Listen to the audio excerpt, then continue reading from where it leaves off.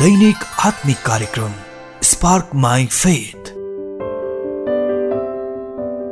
नयाँ वर्षको सन्देश। जयमसी तथा नमस्कार। कार्यक्रम स्पार्क माई फेथको अङ्क 61 मा तपाईलाई स्वागत छ। मलाई आशा छ कि तपाईँ नयाँ वर्षको बारेमा अत्यन्तै उत्साहित हुनुहुन्छ, किनकि परमेश्वरले तपाईँको लागि एउटा अद्भुत योजना राख्नु भएको छ। एफिसीको पुस्तक 1 अध्यायको 11 पदमा यसरी लेखिएको छ, उहाँमा जसले सबै कुरा आफ्नो इच्छाको योजना अनुसार पूरा गर्नुहुन्छ, आफ्नो अभिप्राय अनुसार। यस क्षणमा परमेश्वरले तपाईँको जीवनको लागि अद्भुत योजनाहरू बनाउँदै हुनुहुन्छ। म तपाईँलाई प्रार्थना मार्फत ती योजनाहरू खोज्न प्रोत्साहन गर्न चाहन्छु र परमेश्वरको निर्देशन सुन्न र पालना गर्न तपाईँको इच्छामा नम्र हुनुहोस्, किनकि उहाँले तपाईँलाई ती योजनाहरू पूरा गर्न आवश्यक पर्ने कार्यहरूमा मार्गदर्शन गर्नुहुन्छ। यूहन्नाको पुस्तक 15 अध्यायको 8 पदमा यसरी लेखिएको छ, तिमीहरूले धेरै फल फलाएर मेरा चेला हौ भने प्रमाणित गर्यो भने यसैमा मेरा पिताको महिमा हुनेछ। प्रिय हो, जब तपाईँ यीशु क्रिस्टलाई पछ्याउने छनौट गर्नुहुन्छ, परमेश्वरले प्रतिज्ञा गर्नुहुन्छ कि तपाईँले धेरै आत्मिक फल फलाउनुहुनेछ। परमेश्वरले तपाईँलाई उच्च पार्नुहुनेछ ताकि तपाईँको जीवनले अरूमा धेरै शक्तिशाली र अनन्त प्रभाव पार्न सकेको होस्। एफिसीको पुस्तक 2 अध्यायको 10 पदमा यसरी लेखिएको छ, किनकि हामी असल कामहरूका निम्ति ख्रीष्ट येशूमा सृजना गरिएका उहाँका हातका सिप हौं। हामी ती बमोजिम हिँडौं भन्ने हेतुले परमेश्वरले पहिलेबाटै ती तयार पार्नु भएको थियो। के यो प्रतिज्ञा अद्भुत छैन र?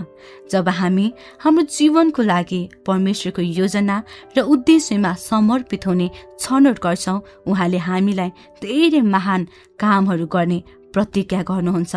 एफिसीको पुस्तक 5 अध्यायको 16 पदमा यसरी लेखिएको छ, समयको पूरा सदुपयोग गर, किनकि दिन खराब छ। तपाईको नयाँ वर्षको संकल्पको रूपमा निरन्तर यीशुको आवाज सुन्ने छनौट गर्नुहोस्, उहाँका आज्ञाहरू पालना गर्नुहोस्। तपाईको जीवनको लागि उहाँले गर्नुभएका योजनाहरू कार्यान्वयन गर्न हरेक दिन अवसरहरू खोज्नुहोस्। एफिसीको पुस्तक 3 अध्यायको 20 पदमा यसरी लेखिएको छ, उहाँलाई जसले हामी भित्र काम गर्ने उहाँको शक्ति अनुसार हामीले मागेका वा चिताएको भन्दा ज्यादै प्रशस्त मात्रामा गर्न सक्नुहुन्छ। प्रिय हो, तपाईको जीवनको लागि परमेश्वरले राख्नुभएको योजनाहरू पूरा गर्न प्रत्येक दिन छनौट गर्नुहोस्, अनि तपाईँले परमेश्वरको शक्ति तपाईँको लागि काम गरिरहेको देख्नुहुनेछ, जस्तो कि तपाईँले कहिले सोच्नु भएको थिएन कि यो सम्भव छ।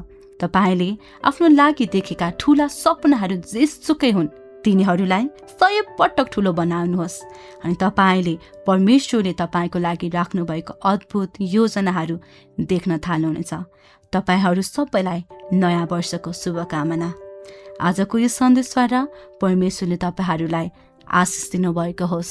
जय मसीह।